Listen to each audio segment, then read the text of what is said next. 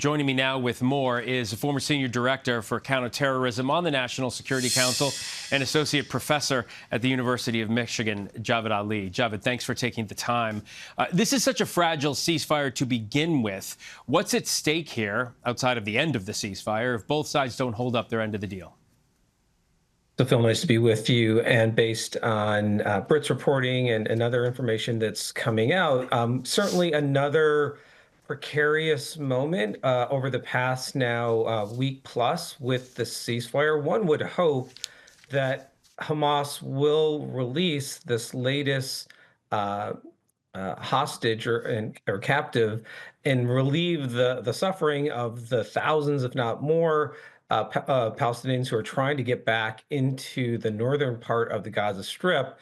But again, we're at another one of these moments where there's an impasse, and now this is having an effect on so many people's lives trying to return. So that's certainly a major issue. And then, as Britt mentioned too, President Trump's statement about having the remaining people from the Gaza Strip be relocated to or moved to Jordan or Egypt. And it sounds like neither government, at least the Jordanian government, isn't in favor of that. So that will be another really, really contentious aspect of what happens moving forward. I want to follow up, Javed, if you will, a little bit on both of the points you just made. First, how does preventing Palestinians from going back to the north impact the already dire humanitarian crisis? In other words, technically, what's going to happen to those people?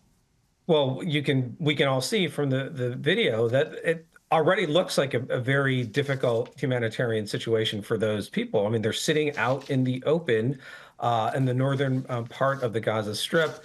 It looks like the weather's not too bad right now, but it's going to get colder. What if it starts to rain or snow? I mean, there's all these things that could happen. And then who will provide them aid and relief? And no, I don't think anyone knows the answer to that right now. And so hopefully this is just only going to last for another few hours. But I would have to think that no one wants to see images of that many people being out in the open and then having Mother Nature sort of work against them. So it just remains to be seen how the relief efforts will start there. And then there's all the relief efforts that have to start in reconstruction once they actually go back to the Gaza Strip, and how much of their homes or their residences or buildings are restored. And Javed, you mentioned that President Trump suggested that most of Gaza's population could be temporarily at least resettled somewhere else, including Egypt and Jordan were mentioned. Is that a viable solution? And if so, what does that do to the two-state solution that is talked about so much?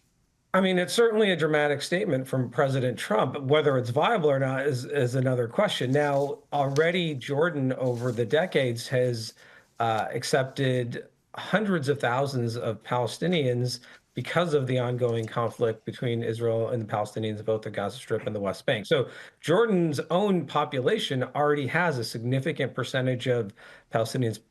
Most estimates are at least 50 to 60 to perhaps even 70% of Jordan's population is already Palestinian. Egypt less so. But again, Egypt, in my memory, has not received large numbers of Palestinian refugees, at least perhaps not in recent memory. So this would be something for both governments to think through. And how much pressure will President Trump put on his partners, King Abdullah in Jordan and President al-Sisi in Egypt, to actually deliver on this statement? And I would have to think this is going to be very, very controversial in the region if President Trump truly is intent on making this happen. All right, Javed Ali, thanks for the expertise in the conversation as always. All right, thanks, Phil.